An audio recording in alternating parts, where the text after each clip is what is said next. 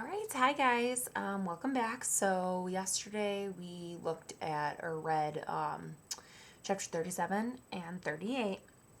And if you remember, Zero and Stanley made it up the mountain. Stanley had said as he kept going, it all of a sudden didn't really resemble much of a thumb anymore. They kind of started to get discouraged.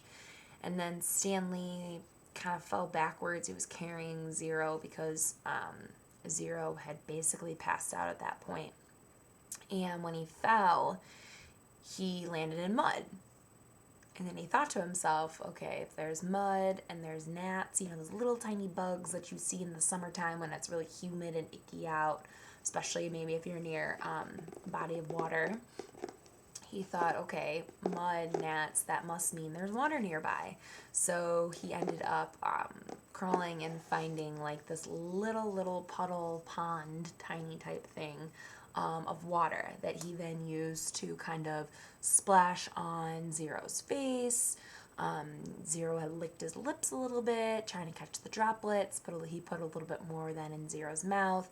And next to the water, Stanley ended up seeing this root of some type of plant. He pulled it, and sure enough, it was an onion. Okay, onions aren't really the best things like to eat by themselves, at least in my opinion.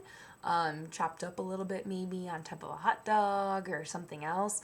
Raw onions are pretty good, but to literally pick one up and take a bite out of one without peeling off the outer layer skin and stuff too, pretty gross. So that just goes to show, how starving they were. Okay. And then, I posted those questions yesterday about the water and then about the onion and why Stanley might have said to Zero, when Zero asked, what is that? He said, it's a hot fudge sundae. Okay, so I'm really curious to see your responses as to why he might have called it that. Okay, so yeah, I'm not going to answer that now because some of you maybe haven't responded yet or a little bit behind. So I'm not going to answer that question right now because I want to see what you guys have. I don't want to give it away. Okay. So I'm going to go ahead, I'm going to read another chapter or two, post another question or two, and then all you have to do is just write in the comment box because I want everyone to be able to see everyone's answers, so it's more of like a discussion like what we have in class. And then on the right-hand corner, you'll click mark as completes, okay?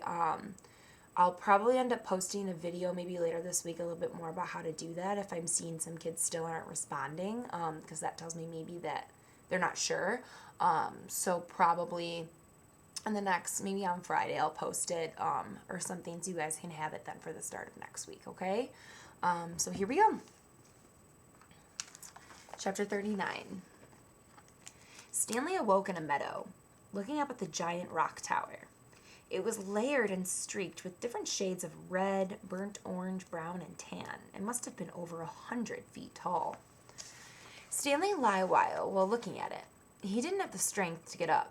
It felt like the insides of his mouth and throat were coated with sand. And no wonder. When he rolled over, he saw the water hole. It was about 2.5 feet deep and over 3 feet wide. And at the bottom lay no more than 2 inches of very brown water. His hands and fingers were sore from digging, especially under his fingernails.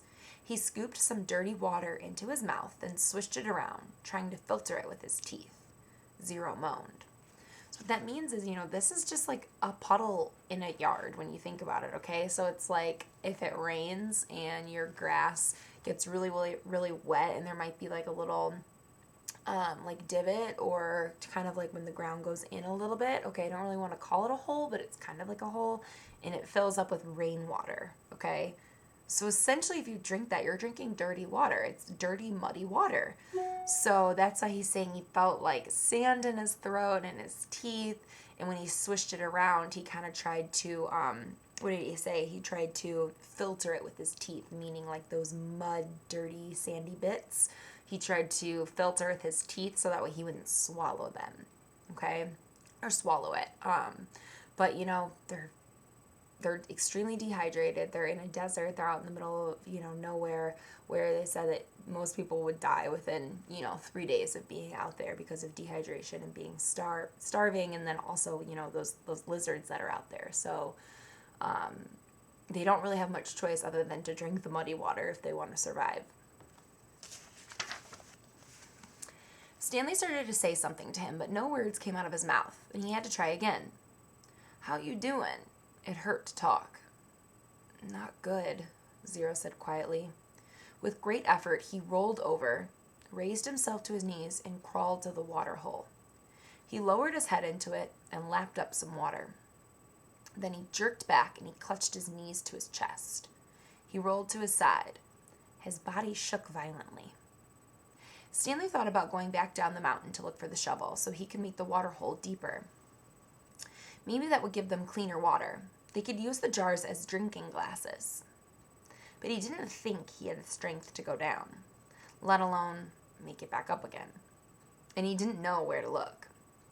He struggled to his feet. He was in a field of greenish-white flowers that seemed to extend all the way round the big thumb. He took a deep breath, then walked the last 50 yards to the giant, I'm sorry, I lost my spot. He walked 50 yards to the giant rock and touched it. "Tag, you're it." Then he walked back to Zero in the water hole. On the way, he picked one of the flowers. It actually wasn't one big flower, he discovered, but instead each flower was really a cluster of tiny little flowers that formed a round ball. He brought it to his mouth, but had to spit it out. He could see part of the trail he had made the night before when he carried Zero up the mountain. If he was going to head back down and look for the shovel, he realized he should do it soon while the trail was still fresh. But he didn't want to leave Zero. He was afraid Zero might die while he was gone. Zero was still lying doubled over on his side. "I gotta tell you something," he said with a groan. "Don't talk," said Stanley. "Save your strength." "No, listen," Zero insisted, and he closed his eyes as his face twisted with pain. "I'm listening," Stanley whispered. "I took your shoes," Zero said. Stanley didn't know what he was talking about. His shoes were on his feet. "That's all right," he said. "Just rest now." "No, it's all my fault," said Zero. "It's nobody's fault," said Stanley. "I didn't know," Zero said. "That's okay," Stanley said. "Just rest." Zero closed his eyes, but then again he said, "I didn't know about the shoes." "What shoes?" Stanley asked, confused. "From the shelter." It took a minute for Stanley to comprehend. Clyde Livingston's shoes? "I'm sorry," said Zero. Stanley stared at him. It was impossible. Zero was delirious. Zero's confession seemed to bring him some relief. The muscles in his face relaxed as he drifted into sleep. Stanley softly sang him the song that had been in his family for generations. If only the woodpecker sighs, the bark on the tree was just a little bit softer. While the wolf waits below, hungry and lonely, he cries to the moon, if only, if only.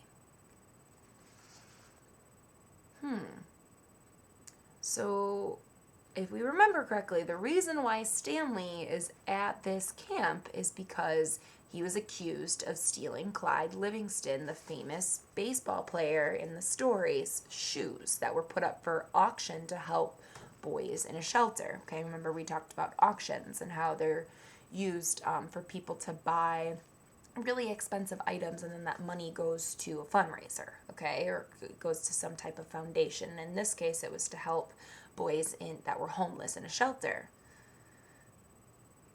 Well, Zero's saying he took the shoes.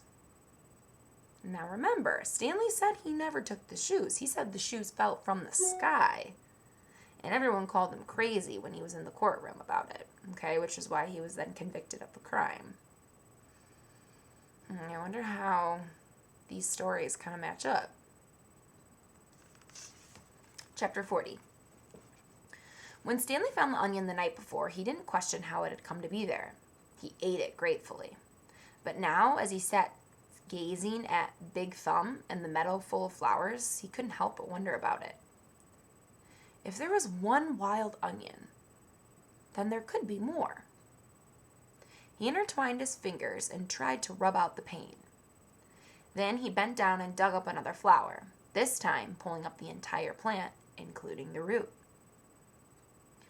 "Onions, fresh, hot, sweet onions," Sam called as Mary Lou pulled the cart down Main Street. 8 cents a dozen. It was a beautiful spring morning. The sky was painted pale blue and pink, the same color as the lake and the peach trees along its shore. So here we go. We're talking about Sam, Mary Lou, so now we know all of a sudden it's a flashback, okay? Mrs. Gladys Tennyson was wearing just her nightgown and robe as she came running down the street after Sam. Mr. Tennyson was normally a very proper woman who never went out in public without dressing up in fine clothes and a hat. So it was quite surprising to the people of Green Lake to see her running past them. "Sam!" she shouted. "Whoa, Mary Lou," said Sam, stopping his mule and the cart. "Good morning, Mrs. Tennyson," he said. "How's little Becca doing?" Gladys Tennyson was all smiles. "I think she's going to be all right. The fever broke about an hour ago, thanks to you." "I'm sure the good Lord and Doc Hawthorne deserve most of the credit." "The good Lord, yes," agreed Miss Tennyson, "but not Dr. Hawthorne. That quack wanted to put leeches on her stomach. Leeches! My word! He said they would suck out the bad blood. Now you tell me, how would a leech know good blood from bad blood?" So if you don't know what a leech is, it's this icky little, I have to look up what species it really is. So I'm not sure what it's associated with, but essentially they attach to your skin and they suck your blood, okay? So back in the day, and some people who believe in weird medicine think that these leeches can help because they'll suck out bad blood, okay? But realistically, you can get all kinds of infections, gross diseases, things like that from it. So that's what she's talking about, how this doctor was crazy saying that the way her son could be cured was from leeches. "I wouldn't know," said Sam. "It was your onion tonic," said Mrs. Tennyson. "That's what saved her." Other townspeople made their way to the cart. "Good morning, Gladys," said Hattie Parker. "Do you look lovely this morning?" Several people snickered. "Good morning, Hattie," Mrs. Tennyson replied. "Does your husband know you're partying about in your bedclothes?" Hattie asked. There were more snickers. "My husband knows exactly where I am and how I am dressed, thank you," said Mrs. Tennyson. "We have both been up all night and half the morning with Rebecca. She almost died from stomach sickness. It seems she ate some bad meat." Hattie's face flushed. Her husband, Jim Parker, was the butcher. "It made my husband and me sick as well," said Mrs. Tennyson. "But it nearly killed Becca. What with her being so young. But Sam saved her life." "It wasn't me," said Sam. "It was the onions." "I'm glad Becca's all right," Hattie said. "I keep telling Jim he needs to wash his knives," said Mr. Pike, who owned the general store. Hattie Parker excused herself, then turned and quickly ran away. "Tell Becca that when she feels up to it to come by the store for some candy," said Mr. Pike. "Thank you, I'll do that." Before returning home, Mrs. Tennyson bought a dozen onions from Sam. She gave him a dime and told him to keep the change. "I don't take charity," Sam told her, "but if you want to buy a few extra onions for Mary Lou, I'm sure she'd appreciate it." "All right, then," said Mrs. Tennyson. "Give me my change in onions." Sam gave Mrs. Tennyson an additional 3 onions, and she fed them one at a time to Mary Lou. She laughed as the old donkey ate them out of her hand. So think about that. Onions. Magic onions? Stanley and Zero slept off and on for the next 2 days. 8 onions, all they wanted, splashed dirty water into their mouths. In the late afternoon, Big Thumb gave them shade. Stanley tried to make the hole deeper, but he really needed the shovel. His efforts just seemed to stir up the mud and make the water dirtier. Zero was sleeping, but still very sick and weak. But the sleep and the onions seemed to be doing him some good. Stanley was no longer afraid that he would die soon. Still, he didn't want to go for the shovel while Zero was asleep. He didn't want him to wake up and think he'd been deserted.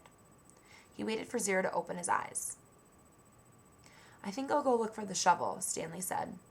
"I'll wait here," Zero said feebly, as if he had any other choice. Now, if you remember, feebly was a vocab word back in the day, okay? It means weak. Stanley headed back down the mountain. The sleep and the onions had done him a lot of good as well. He felt strong. It was fairly easy to follow the trail he had made 2 days earlier. There were a few places where he wasn't sure he was going the right way, but it just took a little bit of searching before he found the trail again.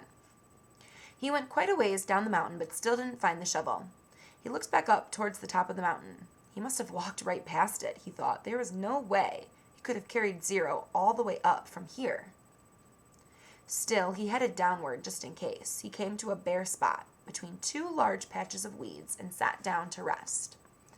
Now he had definitely gone too far, he decided. He was tired out from walking down the hill. It would have been impossible to have carried Zero up the hill from here, especially after walking all day with no food or water. The shovel must be buried in some weeds. Before starting back up, he took one last look around in all directions. He saw a large indentation in the weeds a little farther down the mountain. It didn't seem likely that the shovel could be there, but he'd already come this far. Then, lying in some tall weeds, he found the shovel and a sack of jars. He was amazed.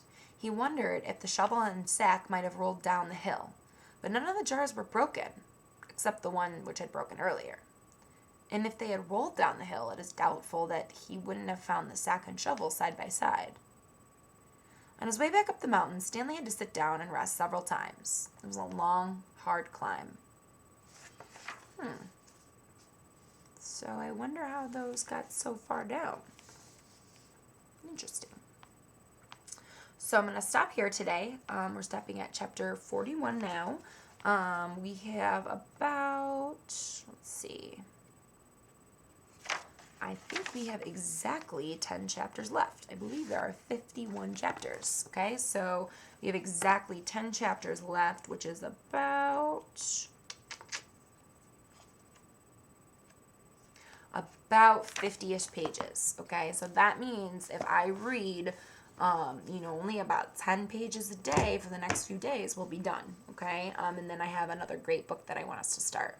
All right, so that is our read aloud for today. Some interesting stuff that we learned today. We kind of learned a little bit of history about those onions, how maybe they're magic onions, okay? And, yeah, that's pretty much all I got for you right now. So I'm going to post this video and 2 questions that you can write a short response for about these 2 chapters, okay? All right, have a good rest of your day, guys.